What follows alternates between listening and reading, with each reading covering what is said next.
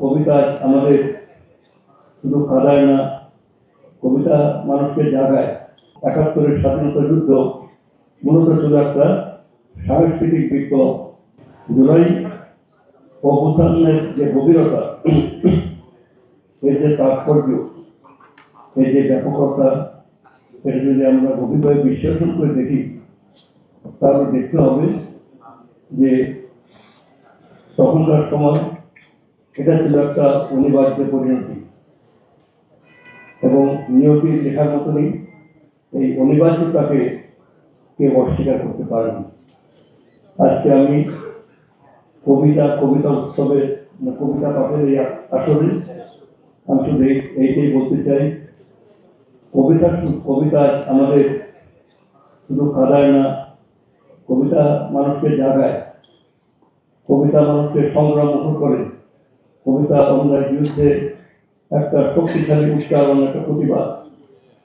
৭১-এর মুক্তিযুদ্ধের কথা যদি আমরা মনে রাখি, তখন সশস্ত্র হানাদার বাহিনীর বিরুদ্ধে আমাদের অস্ত্র ছিল গান, কবিতা, এবং ৭১-এর স্বাধীনতা যুদ্ধ মূলত ছিল একটা সাংস্কৃতিক বিপ্লব।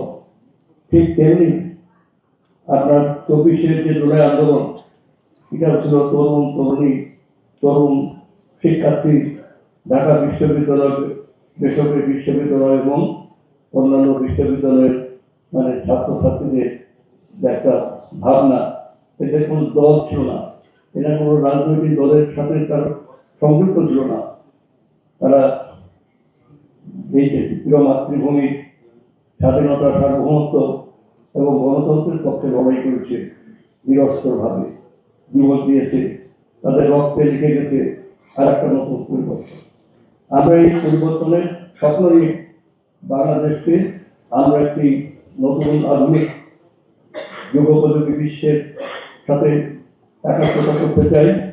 আজকে পৃথিবী যখন, বিশ্ব রাজনীতি যখন সংঘাত, সেখানে যখন ঘৃণা, বিদ্বেষ এবং বিভাজনে ভরা, আমরা সেখানে দেখাতে পারি, বাংলাদেশ সেখানে শেখাতে পারে যে বিভাজন নয়, অনৈক্য নয়, আমরা আমাদের শক্তি হচ্ছে মানুষের মানবতা এবং শান্তি।